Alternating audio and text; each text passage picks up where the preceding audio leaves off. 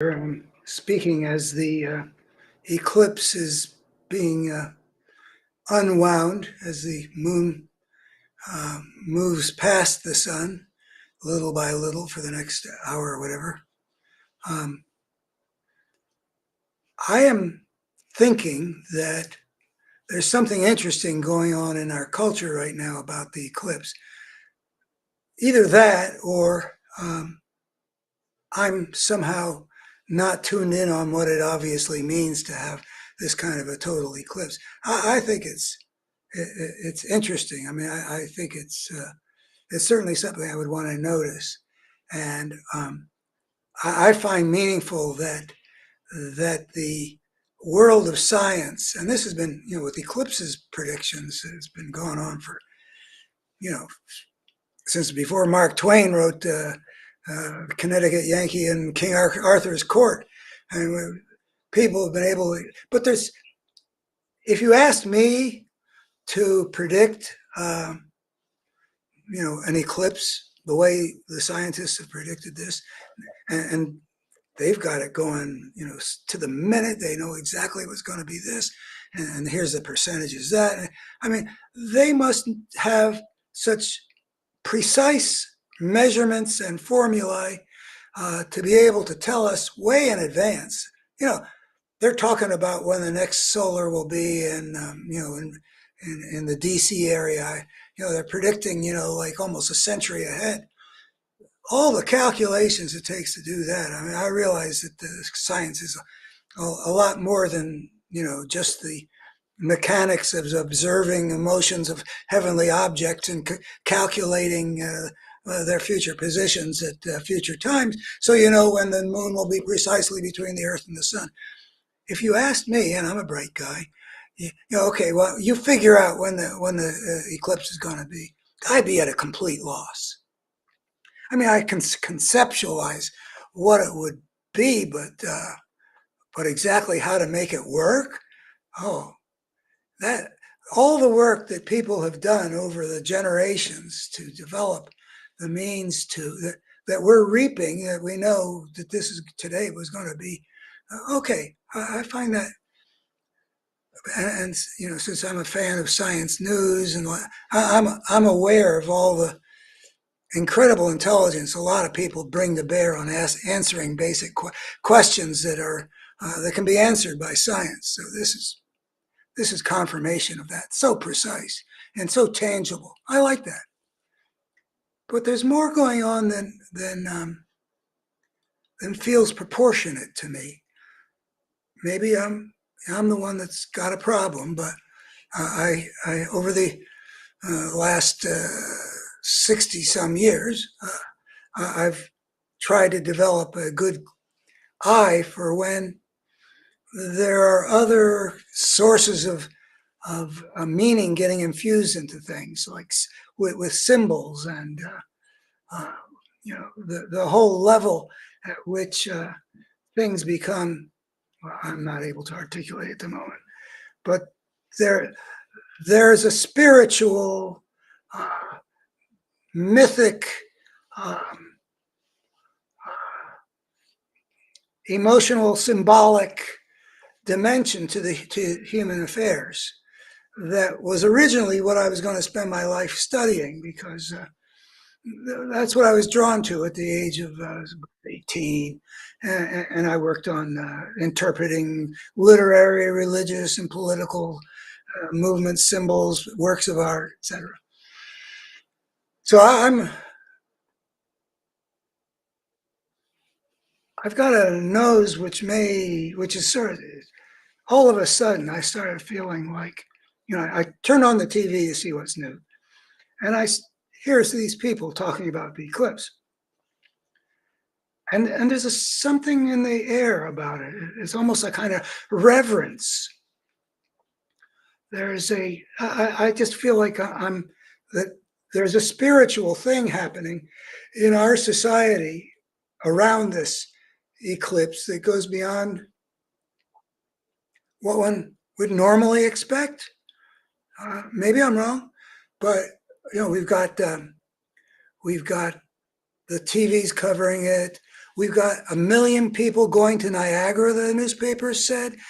Speaking of the newspapers have been putting out the Weather Channel and the Washington Post and New York Times. Here, look on this map and you'll see what the eclipse is going to look like where you are if you don't have the totality. Just lots of stuff. I mean, I think it's been bigger than March Madness on the large scale. Maybe I'm wrong about that too, but it's been big. You know, the governor of Arkansas, I read today, has declared a state of emergency, and things have come out about all the people that booked all the hotel rooms. My wife is and the females of her family are making their annual trip together to Cleveland to see the totality. And they've been planning this for many months. It is an important event in their lives, including choosing exactly where they're going to watch the totality. And a lot of people are getting a lot of meaning out of this. Now, so there are two possibilities. One is I'm some kind of a schmuck that doesn't really get what this marvelous thing is. I like it, but I'm not. I would never have considered a safari, anyway, a trip to get the totality rather than what I've got here today is 90%. 90%. Well, I do read that people say, even if it's 97%, it's a lot less than, a lot less than what you get, the experience you get with 100%. So I maybe just don't understand this thing. But there's so much going on. I'm wondering, well, if it isn't me, if I'm the one that's being not just getting swept up into some kind of spiritual meanings that our culture has floated into this thing that has energized all this activity around the eclipse. Well, if it's not me, then the question arises. I want to warn you, I don't have any great answer to this question, but it's worth raising, I think, that if this is somehow something that is one of these collective phenomena. I've always been interested in collective phenomena. Back in the Middle Ages, the St. Vitus dance, which was regarded as a kind of catching something by hysterical means. Maybe medicine's got something else to say now, but I've understood that there are contagions that have spread in the world that have a certain kind of a spiritual nature. Sometimes for better and sometimes for worse. This looks like it's perfectly benign, and I don't know if it's a spiritual thing that's somehow our culture has made. Now, if it is, if my sense that there's something going on here is valid, then my question would be, well, what is it? I mean, people have interpreted things in the anthropological literature, like about cargo cults, certain kinds of belief systems that native peoples that were being overrun by other more powerful civilizations were having these spiritual fantasies about being rescued or something like that. People do these kinds of things, and it's not usually visible in our mundane world, but there have been people who have made some plausible arguments that